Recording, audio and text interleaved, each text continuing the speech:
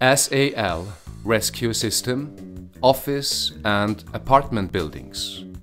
One of many recurring threats is the outbreak of fire and the associated dangers for people who are trapped by the flames.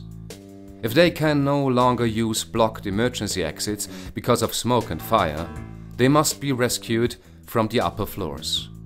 SAL is a patented rope-lowering system with which people can rescue themselves from danger zones in buildings. Taking responsibility for the safety of dependent people and for oneself is a heavy burden. There is always doubt as to whether or not everything possible has really been done, so that in a catastrophe one can act quickly and effectively. For a catastrophic situation such as that, we have developed our SAL self-rescue system. Have you also given thought to how you would exit your apartment in the event of a fire, if the staircase is impassable due to smoke and fire?